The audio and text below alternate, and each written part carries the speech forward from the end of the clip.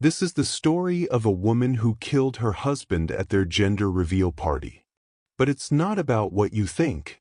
It's not about jealousy or rage or money. It's about something far more terrifying. What happens when someone owns you so completely, you forget you ever had a choice? What happens when survival looks like murder? And what happens when the only thing you have left to fight for is a name? Before we go any further, if stories that reveal the uncomfortable truth behind closed doors matter to you, hit subscribe right now. The witness wall exists for stories like this. Stories that ask hard questions and refuse easy answers. Subscribe and let's bear witness together. Now, to understand how we got to that blood-stained kitchen, we need to go back to where it started.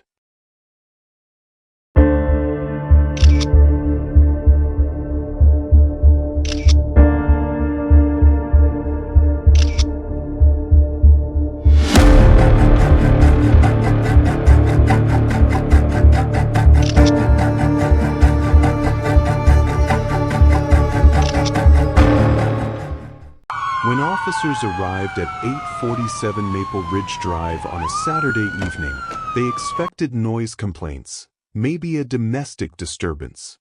What greeted them instead was a house suspended between celebration and catastrophe. Pink confetti littered the hardwood floors like fallen petals. A gender reveal cake sat half destroyed on the dining table, its frosting smeared across white linen. Streamers hung from the ceiling, swaying gently in the breeze from the open back door. And Daniel Brooks lay motionless on the kitchen floor, blood pooling beneath his head, mixing with champagne from a shattered bottle. Ava sat in the corner, her back against the refrigerator, one hand cradling her pregnant belly. Her eyes were open but empty, staring at nothing. Pink powder from the smoke cannon still clung to her dress.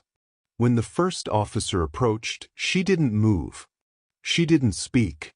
She simply pointed at the glass centerpiece on the floor, its edges dark with blood. The music was still playing. A soft melody about childhood innocence, now grotesque in context. But this moment didn't begin with violence.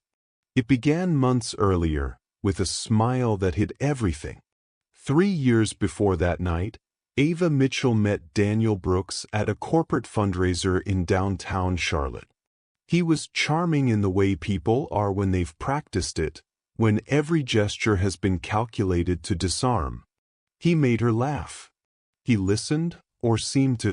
He asked about her dreams, her family, her favorite books. By the end of the night, he'd asked for her number with a confidence that felt magnetic. Their relationship moved quickly. Dates became weekends. Weekends became shared keys. Within 8 months, they were engaged. Ava's mother expressed concern about the speed, but Ava dismissed it. She was 27, independent, and sure she knew what love looked like. The wedding was beautiful. Daniel spared no expense. White Roses, a string quartet, vows he'd written himself that made half the guests cry. Ava felt like she was starring in someone else's fairy tale. The shift started small. A comment about her outfit being too casual for dinner with his colleagues. A suggestion that she didn't need to see her friends so often. He began checking her phone, casually at first, claiming he just wanted to make sure she was safe. When she questioned it, he'd pull her close and say, "I just love you so much. I can't imagine losing you." Love became a cage with invisible bars. By their first anniversary, Ava had learned which topics to avoid, which friends to distance herself from, which version of herself to present when they were in public. She became fluent in reading his moods, the slight tightening of his jaw that meant she'd said the wrong thing, the way his smile would freeze when she spoke to another man. When she told him she was pregnant, he cried. Real tears, she thought. He held her and promised he'd be the best father in the world. For a moment, she believed the man she'd met 3 years ago had returned. She was wrong. Daniel Brooks had built his entire life around perception. His career as a marketing executive depended on selling narratives, on convincing people that surfaces told the whole story.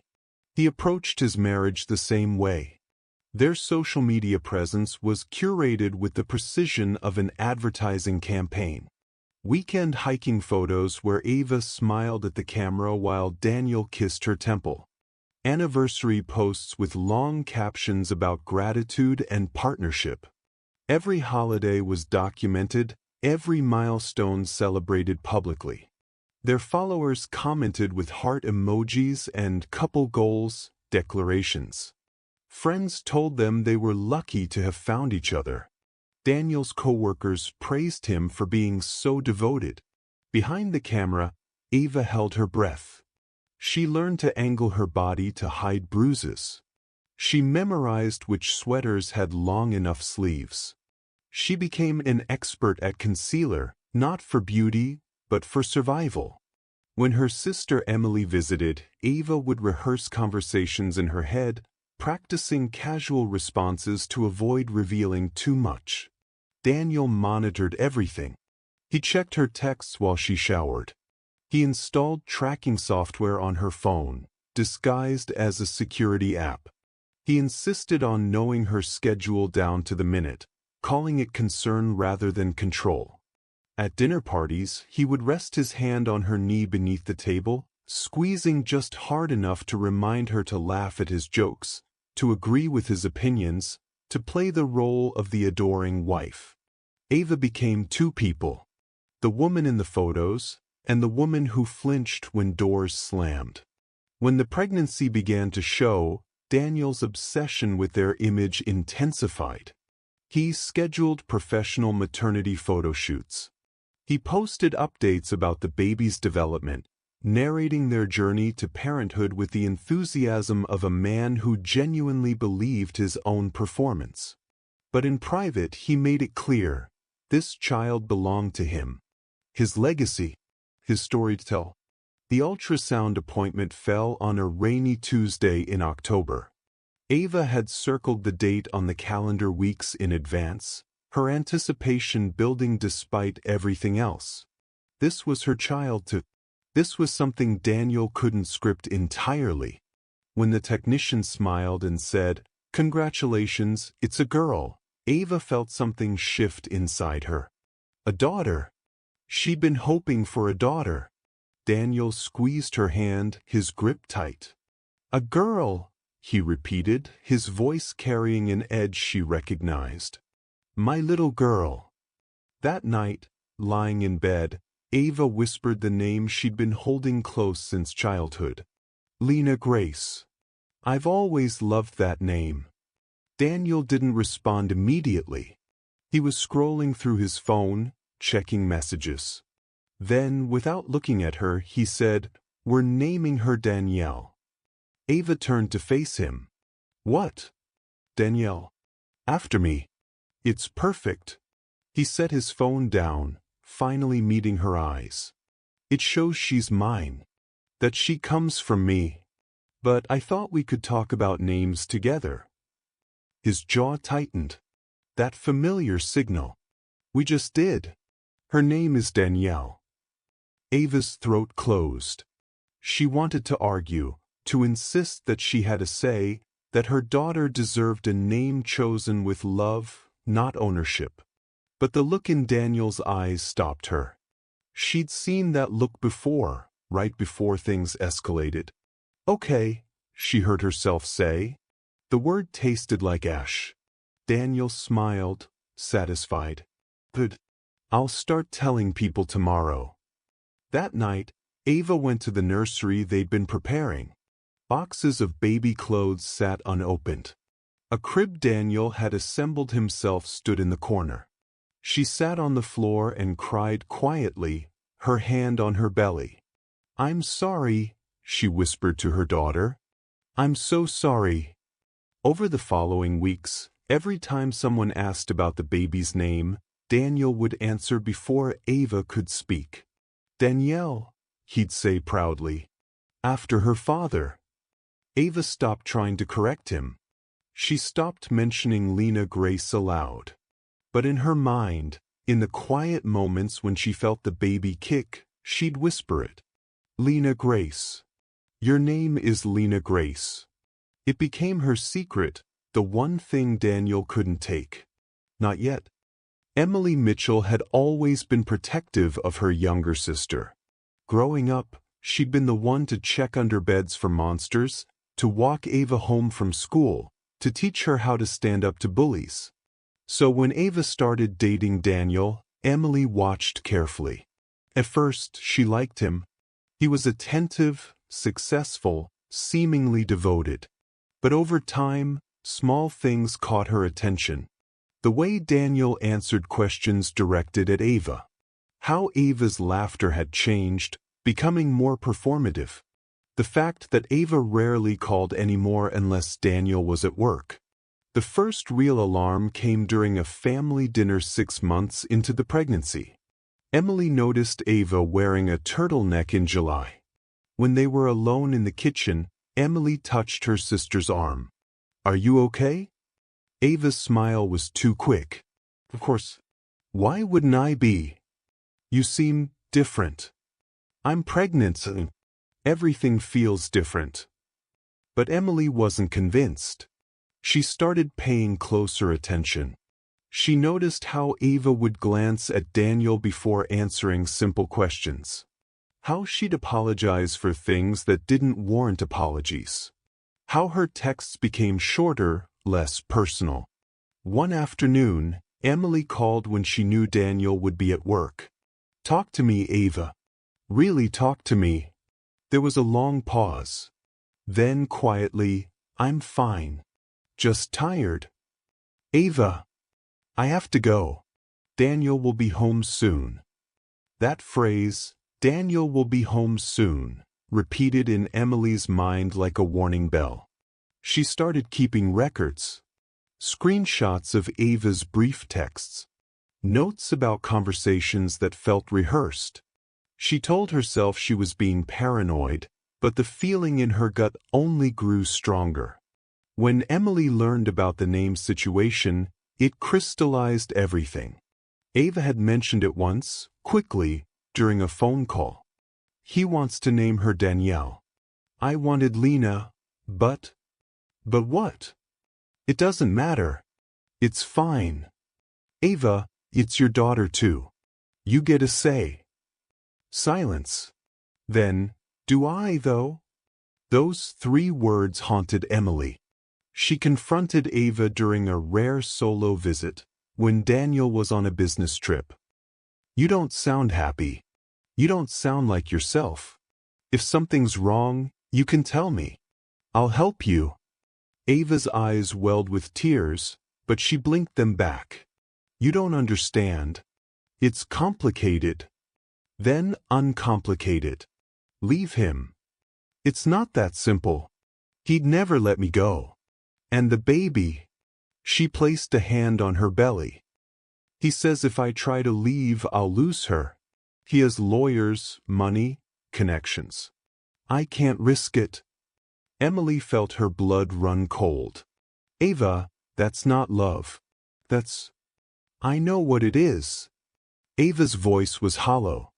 But knowing doesn't change anything. After that conversation, Emily started making plans. She researched lawyers, shelters, custody laws.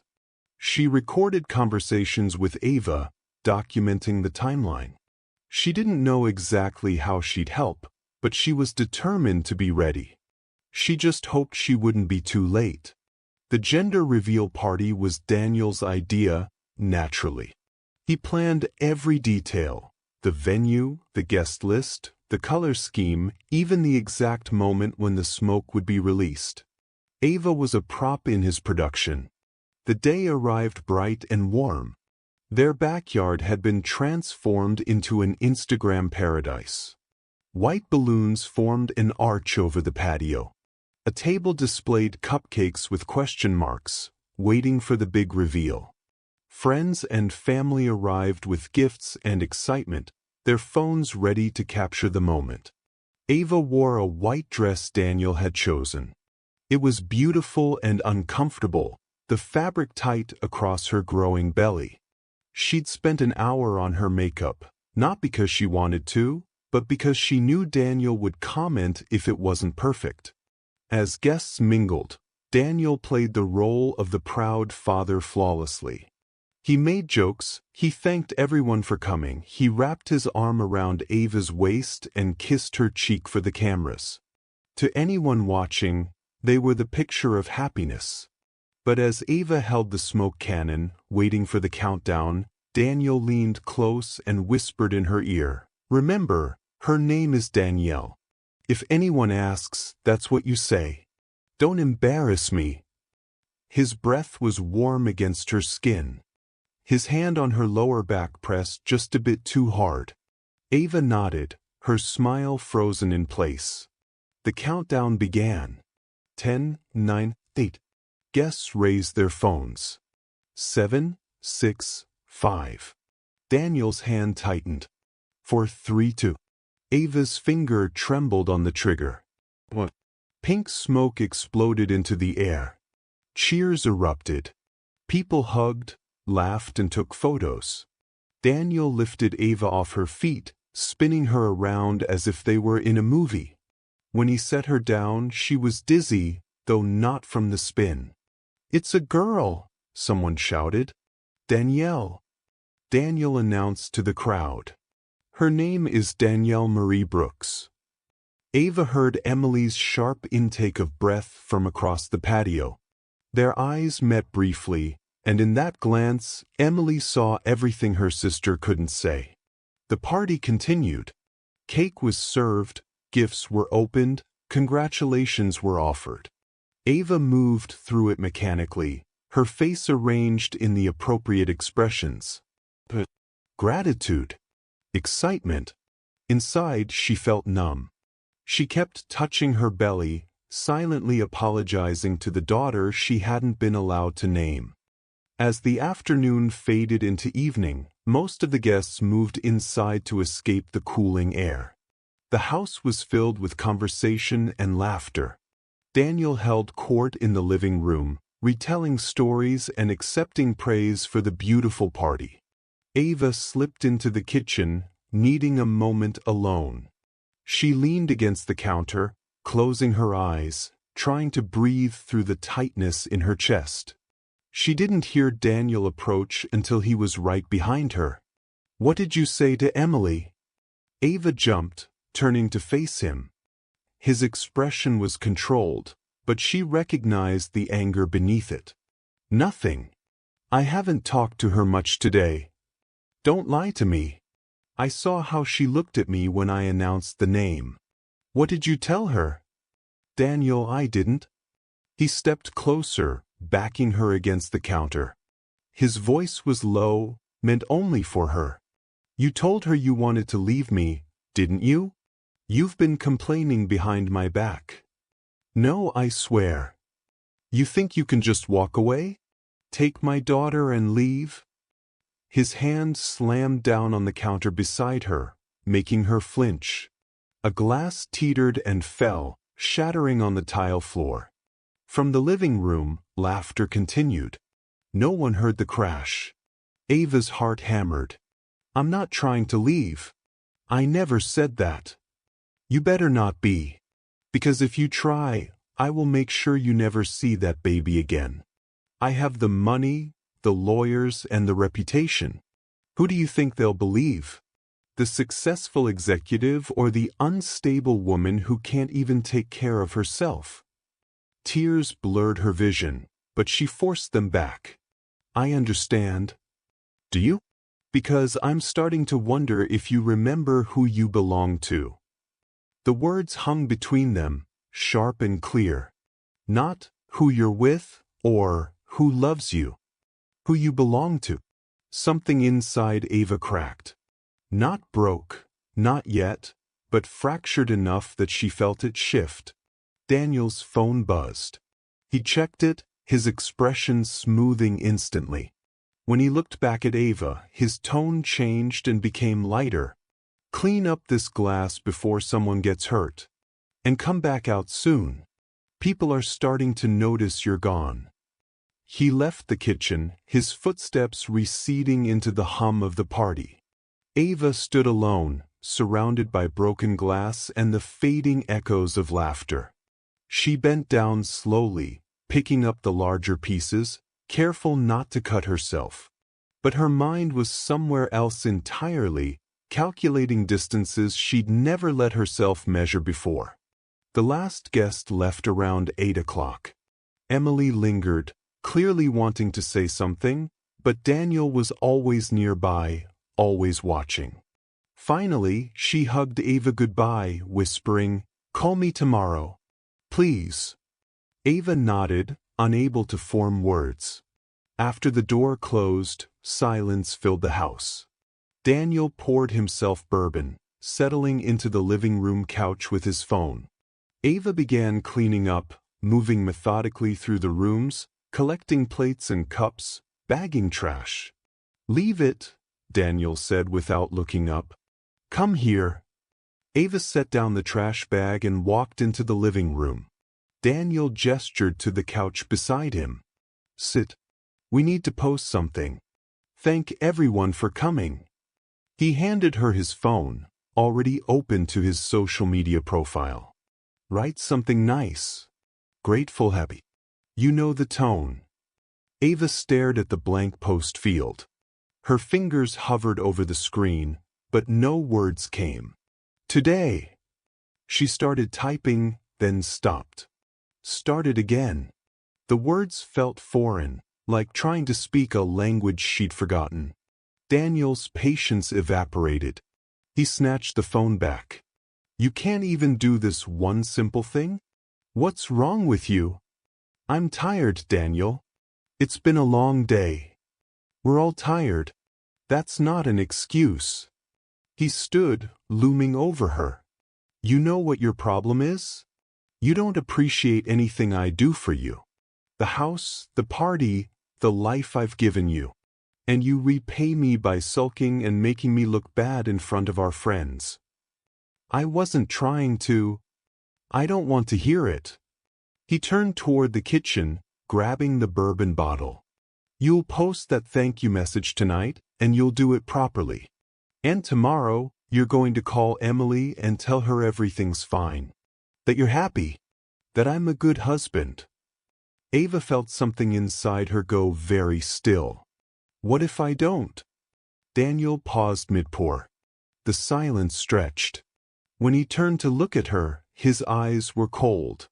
"What did you say? What if I don't post it? What if I don't call Emily?" He set the bottle down carefully, deliberately. "Then you won't see that baby again. I promise you that. I will make sure every judge, every social worker, every person who matters knows you're unstable. Unfit. I'll have documentation, witnesses, everything I need." "To do what?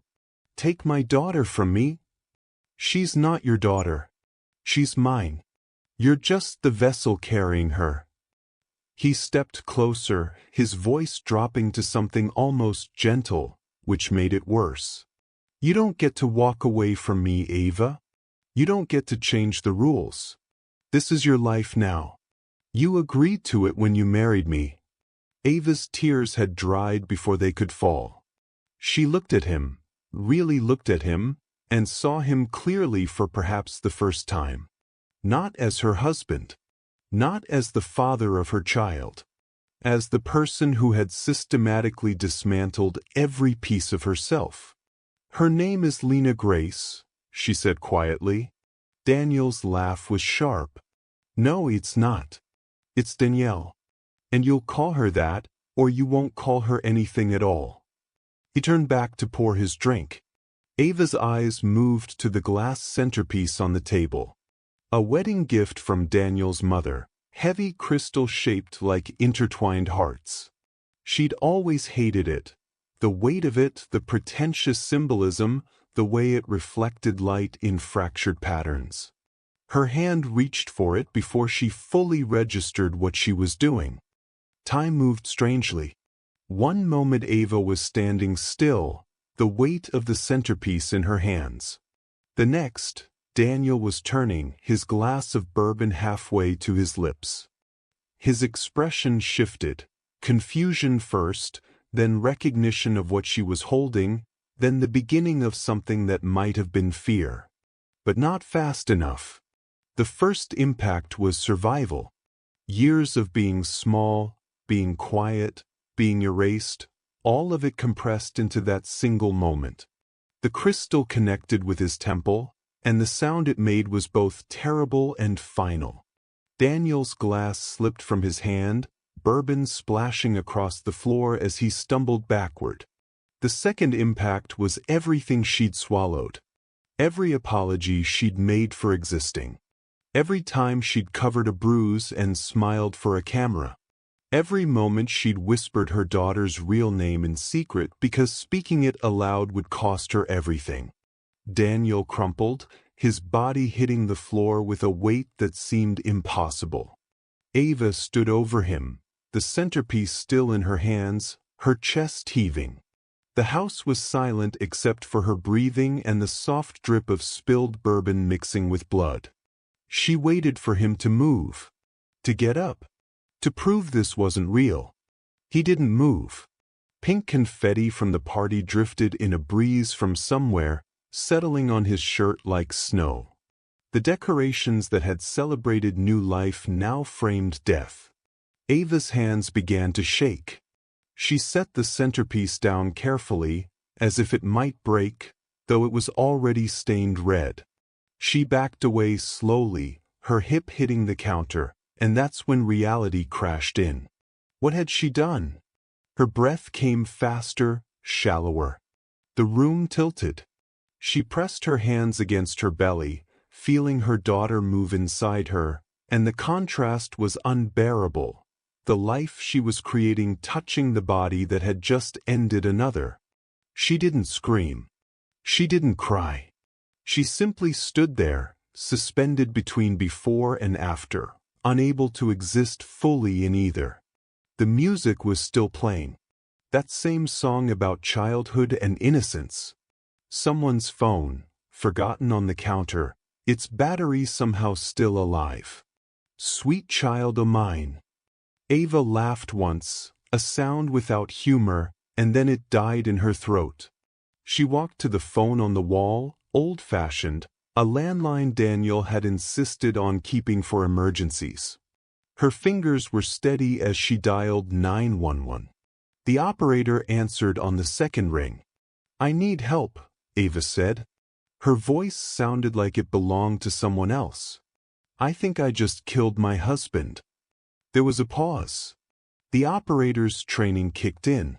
"Ma'am, where are you located?" 847 Maple Ridge Drive. "Are you safe?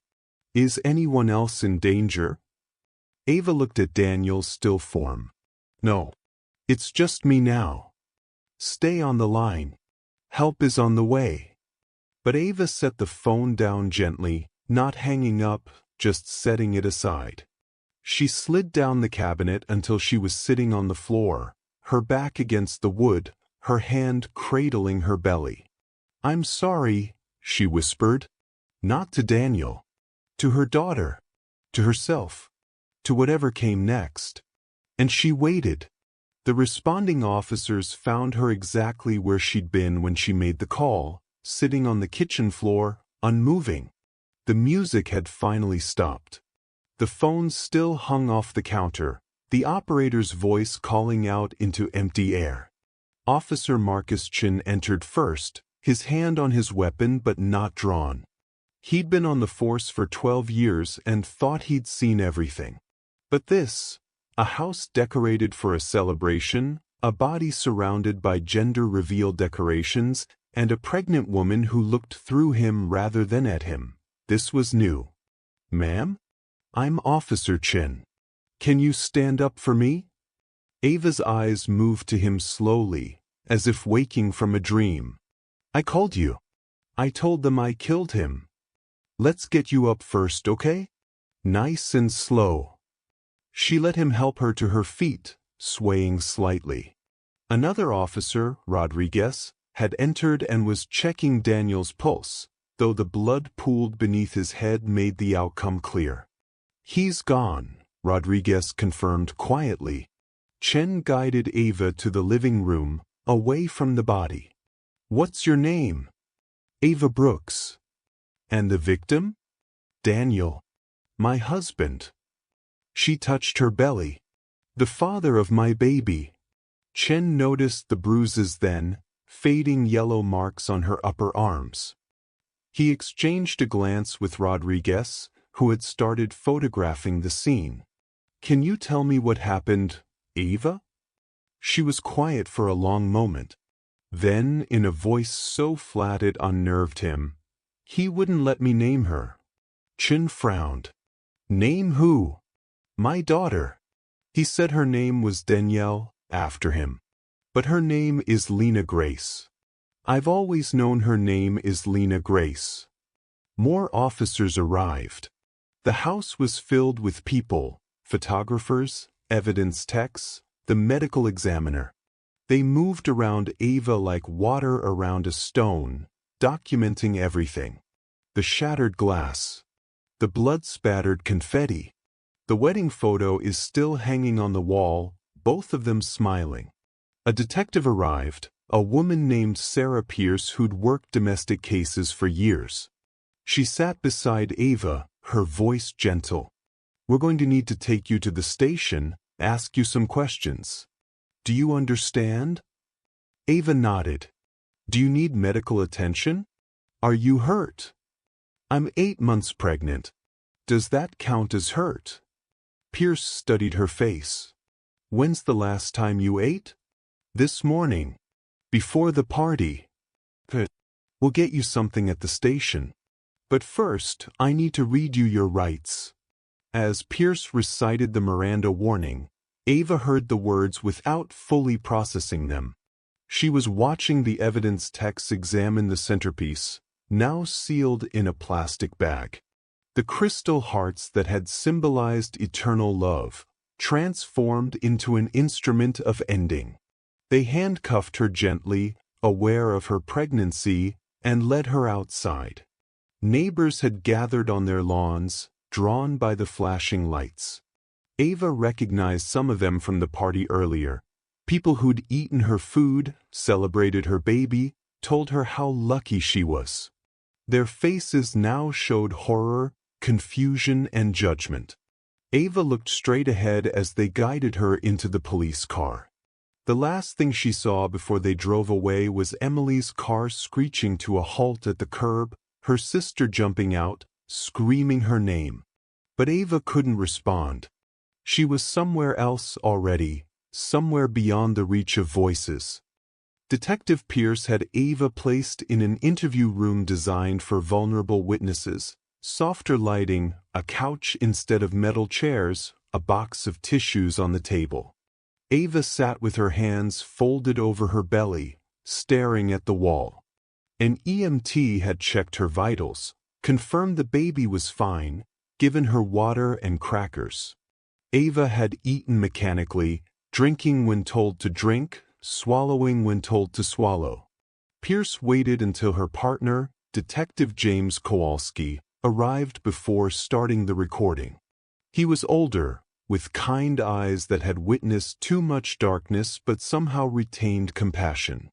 "Ava, I'm Detective Pierce, and this is Detective Kowalski. We're recording this conversation. You've been read your rights. Do you understand them?" "Yes." "Do you want a lawyer present?" Ava considered this. A lawyer would tell her to stay quiet, to protect herself. But protection felt irrelevant now. "Not yet." Pierce nodded. "Can you tell us what happened tonight? Start wherever feels right." Ava's voice was hollow. "We had a gender reveal party. Pink smoke. It's a girl. Everyone was happy." She paused. "He told me her name would be Danielle. I wanted Lena Grace, but he said no. He said I didn't get to choose." "When was this conversation?" "Weeks ago. When we found out about the baby." He just decided. He always decides everything. Kowalski leaned forward. What happened after the party ended? Everyone left. He wanted me to post on social media. Thank you, everyone. I couldn't do it fast enough. He got angry. She touched the fading bruises on her arm without seeming to realize it. He said if I didn't obey, I'd never see my baby. That he'd take her from me. That I belonged to him. Pierce caught Kowalski's eye. Did he hurt you, Ava? Define hurt. Ava's laugh was bitter. He never broke bones. Never left marks where people could see. He was smarter than that. But he did hurt you? He controlled me. Every decision, every word, every moment of my life. Does that hurt? I don't even know anymore. The detective spent the next 2 hours carefully extracting her story. The progression of control. The isolation from friends and family. The escalating threats about the baby. Ava answered every question with the same flat effect, as if narrating someone else's life. When Pierce asked about the actual moment of Daniel's death, Ava's composure finally cracked slightly. I picked up the centerpiece. From our wedding. And I just couldn't be his anymore. I couldn't let my daughter grow up watching me disappear. Where did you strike him? His head. Twice. Maybe 3 times. I don't remember exactly. What were you thinking when you did it? Ava met Pierce's eyes directly for the first time. I was thinking her name is Lena Grace. And he was never going to let me say it. After the interview, they took her to the store. She'd be arraigned in the morning, formally charged. Pierce requested she be placed in a cell alone, with regular medical checks given her pregnancy. As they were processing her, Kowalski pulled Pierce aside. I've been doing this for 20 years. I've seen abuse victims kill their abusers. This is a textbook except... Except what? The timing. Why at the party? Why not in private? Pierce had been wondering the same thing. Maybe because the party made it real. He announced her name publicly. Claimed the baby as his in front of everyone. Maybe that was the final taking. Meanwhile, the investigative team was at the Brooks house, gathering evidence. They found Ava's phone, the tracking software Daniel had installed. They found financial records showing he controlled all their accounts. They discovered a folder on Daniel's computer labeled Insurance, screenshots of arguments, notes about Ava's unstable behavior, emails to a lawyer discussing custody options if they separated. Emily arrived at the station at midnight, frantic. Pierce met with her in a conference room. Where is she? Is the baby okay? Please, I need to see her. The baby's fine. Ava's fine, physically. But she's been charged with murder. You can't see her until after the arraignment. Emily's hands shook as she pulled out her phone. I have recordings. Messages. I've been documenting everything because I knew something terrible was going to happen. Pierce listened to the messages, reading through Emily's careful notes. Dates, times, observations. A pattern emerging clearly over months. Why didn't you report this earlier? Emily's voice broke. Report what? That my sister's husband was too controlling?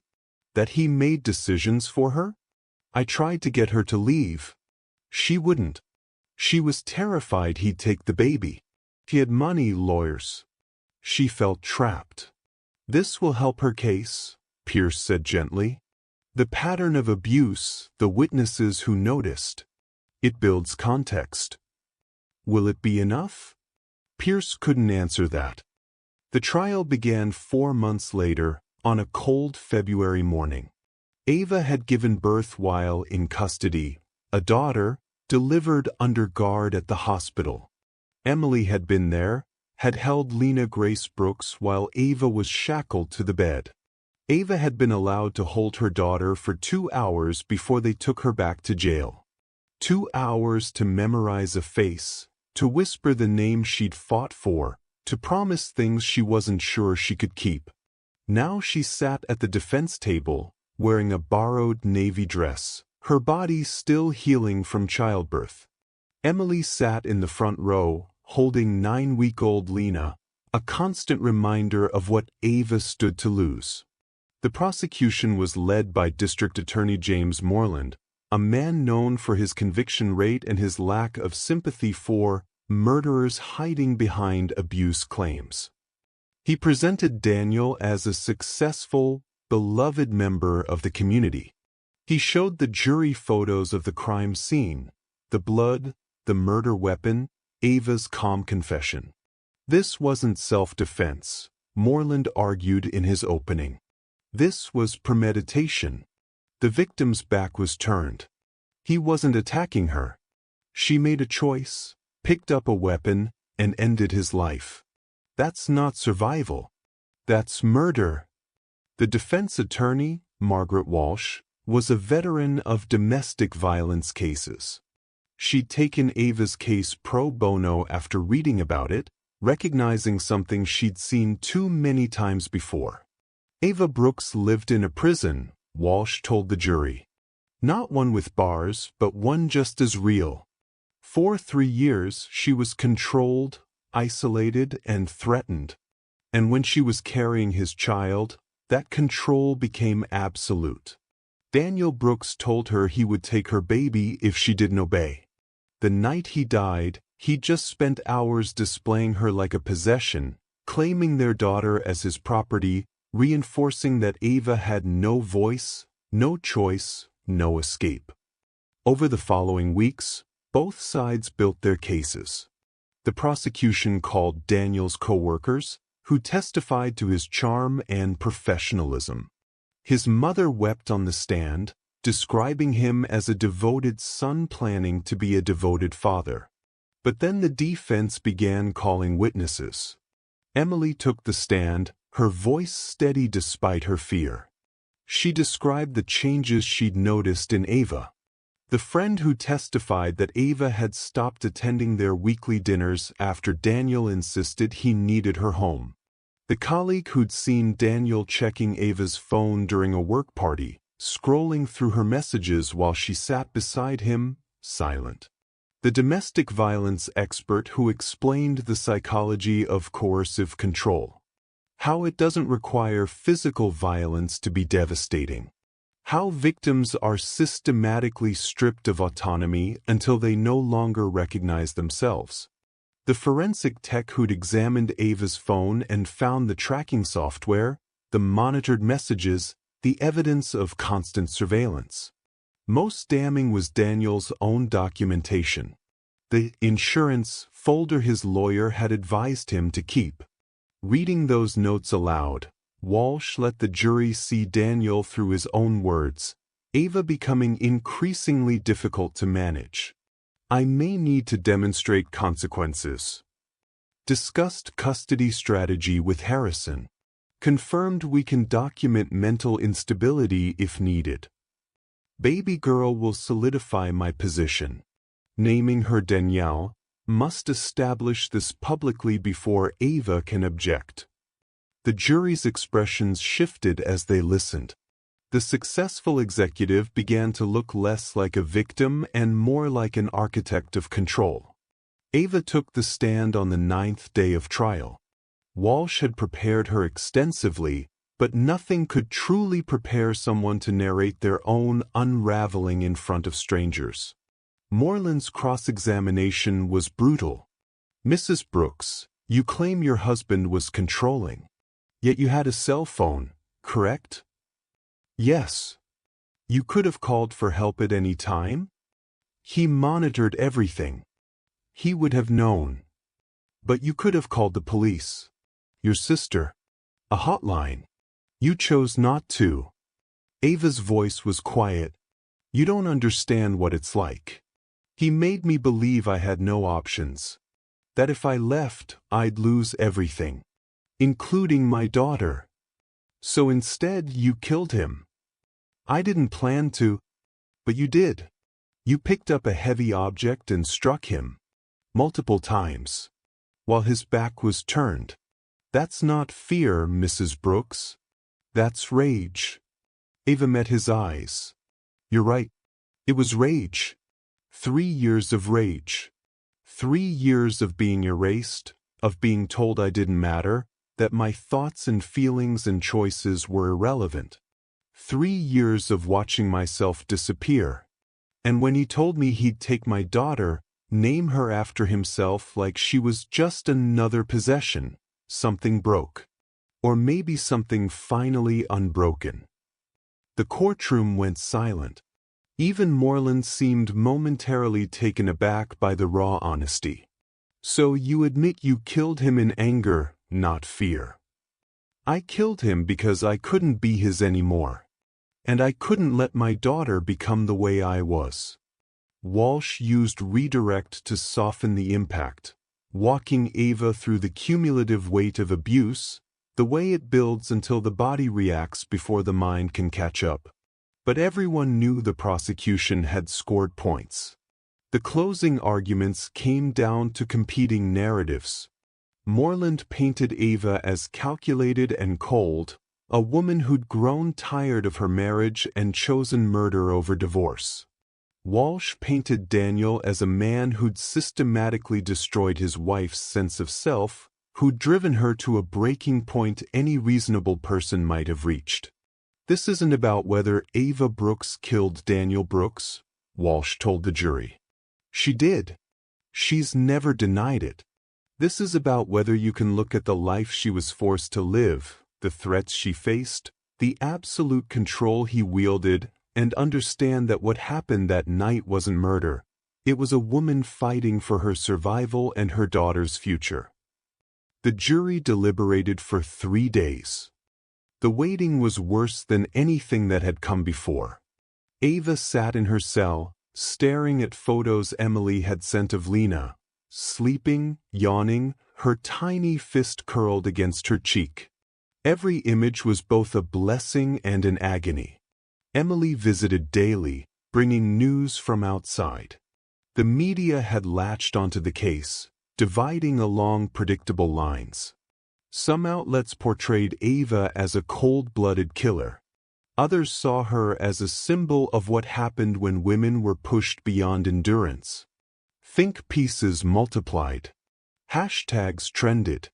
Everyone had an opinion about a woman they'd never met, a life they couldn't begin to understand. On the 3rd day, word came that the jury had reached a verdict. Ava was transported to the courthouse, her hands shaking as deputies removed her from the van. Inside, the courtroom was packed. Emily sat in her usual spot, Lena in her arms. Their eyes met, and Emily mouthed, "I love you." Ava nodded, unable to speak. The judge entered. Everyone rose. The jury filed in, their faces carefully neutral. Ava tried to read them, searching for some hint, but found nothing. Has the jury reached a verdict? The foreperson, a middle-aged woman with gray hair, stood. "We have, Your Honor." On the charge of murder in the 1st degree, how do you find? Not guilty. A gasp rippled through the courtroom. Ava's knees weakened. Walsh gripped her arm, steadying her. On the charge of murder in the 2nd degree, how do you find? Not guilty. Another wave of reaction. Moreland's face tightened. On the charge of voluntary manslaughter, how do you find? The pause.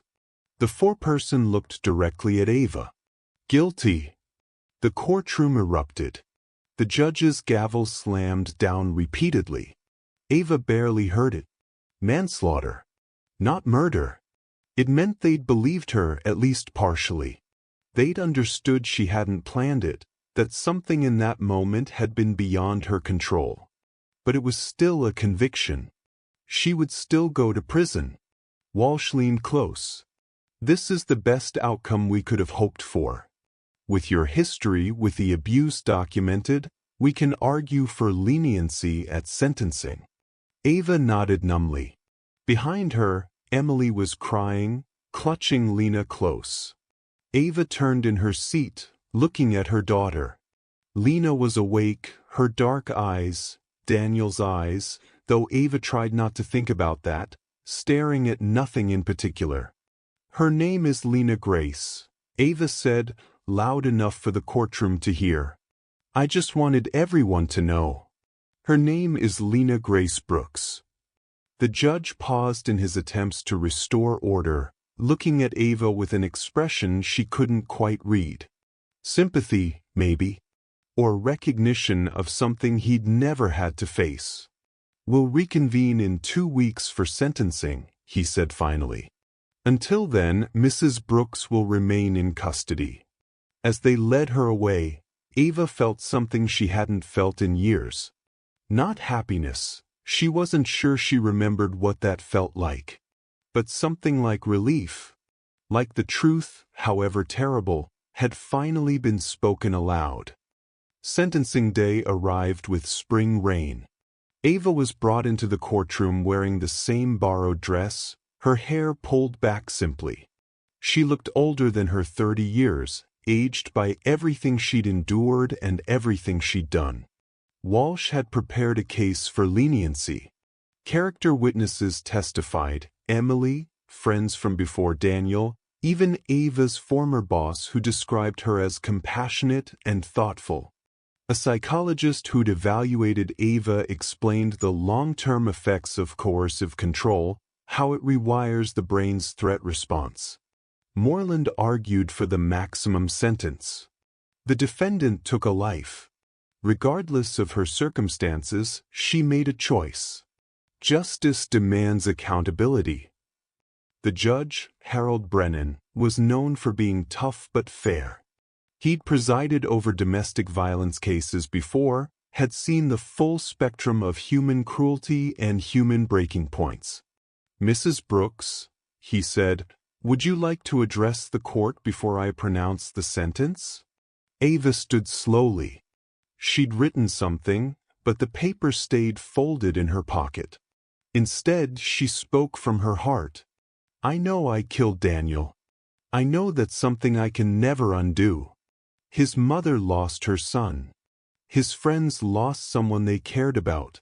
And my daughter will grow up without a father. I carry all of that with me.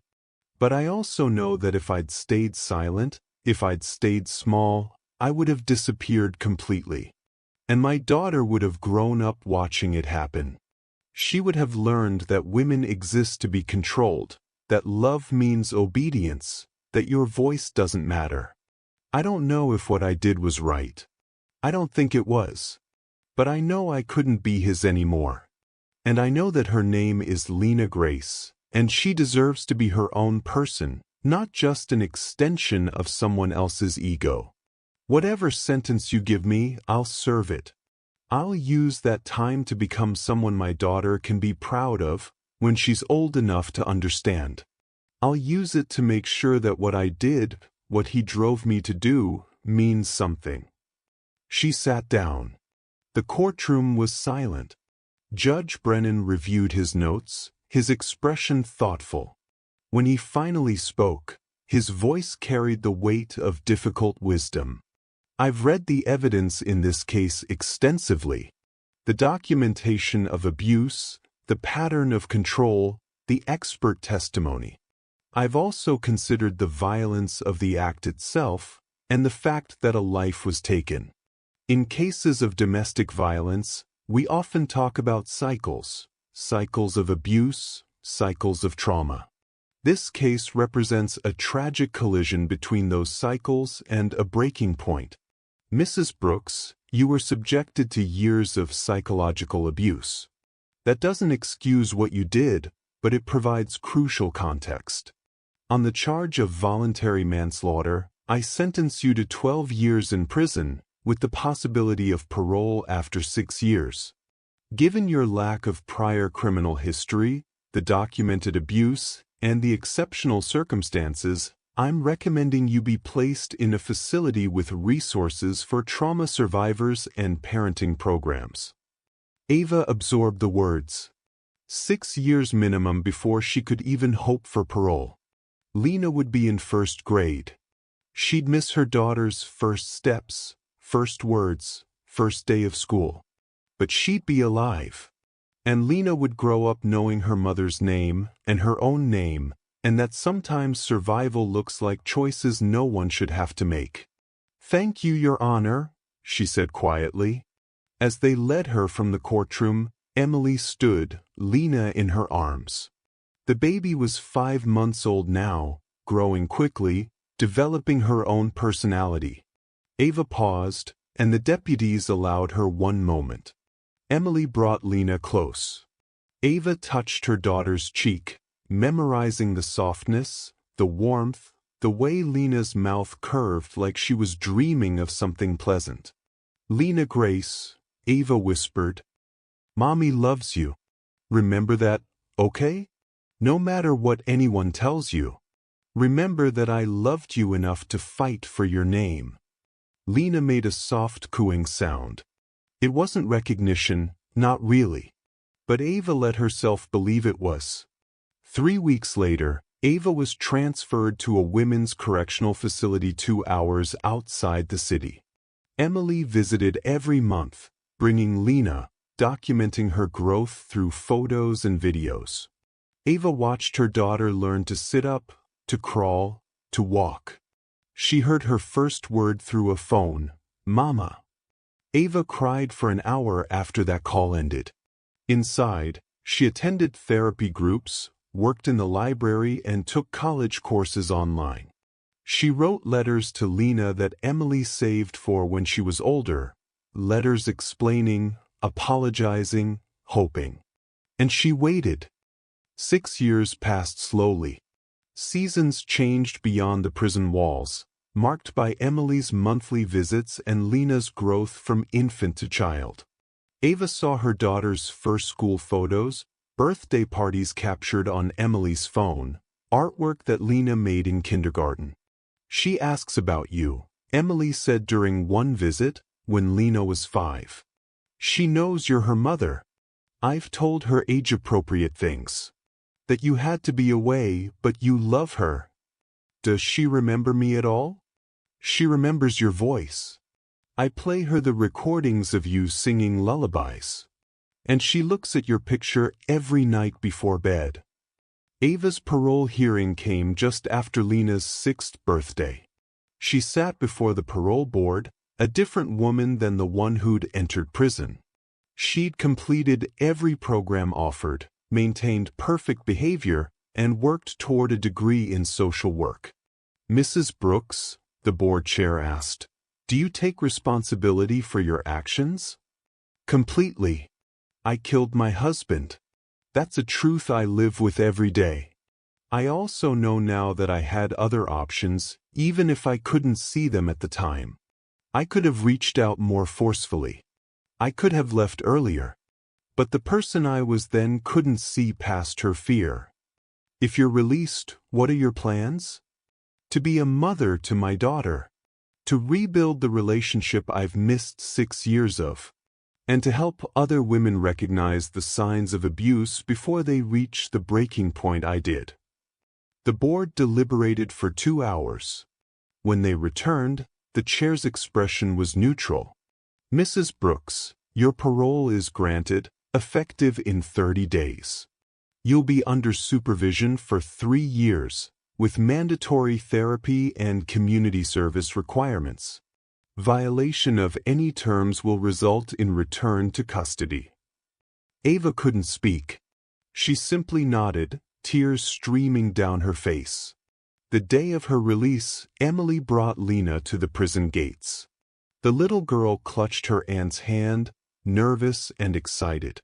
She'd grown tall, with Ava's dark hair and a smattering of freckles across her nose. When Ava walked through those gates, free for the first time in 6 years, she stopped several feet away, afraid to move closer without permission. "Lena," she said softly, The girls studied her. "You're my mama." I'm so sorry I've been gone. But I'm here now, if you'll let me be." Lena thought about this with the seriousness only a 6-year-old can muster. Then she let go of Emily's hand and ran to Ava, wrapping her arms around her mother's waist. Ava dropped to her knees, holding her daughter, breathing in the scent of her shampoo, feeling the solid reality of her. "You're so big," she whispered. "You're so beautiful. And your name is Lena Grace, and I love you more than anything in this world." "I know," Lena said simply. "Aunt Emily told me. She said you fought really hard for my name." "I did. I would do anything for you." Lena pulled back slightly, looking at her mother with Daniel's eyes but Ava's spirit. "Even go to jail?" Ava had to smile through her tears. "Even that." They went to Emily's house, where she prepared a room for Ava. Slowly, carefully, they began building a life. Ava got a job at a non-profit helping domestic violence survivors. She attended Lena's school events, helped with homework, learned her daughter's favorite books and foods and games. The story didn't end perfectly. There were hard conversations as Lena grew older, questions about her father that Ava answered as honestly as she could. There were nightmares and therapy sessions and moments when Ava wondered if Lena would ever fully forgive her. But there were also soccer games and birthday parties and quiet evenings reading together.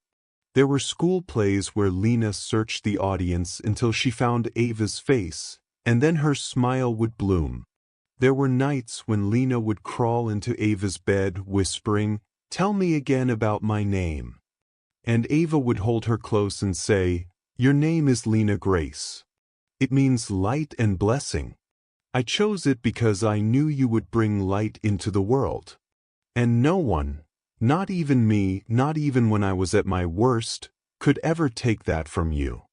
Years later, a storytelling channel called The Witness Wall would tell Ava's story.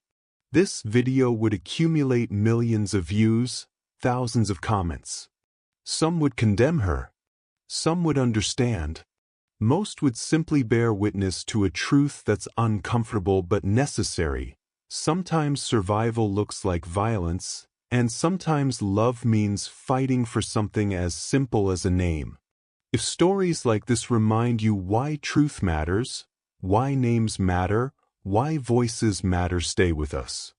The Witness Wall exists for stories that refuse to be. Thanks for tuning in to The Witness Wall. If you're new to this channel, kindly like and subscribe for more gripping true crime stories. Don't miss out. Subscribe now for more thrilling investigations.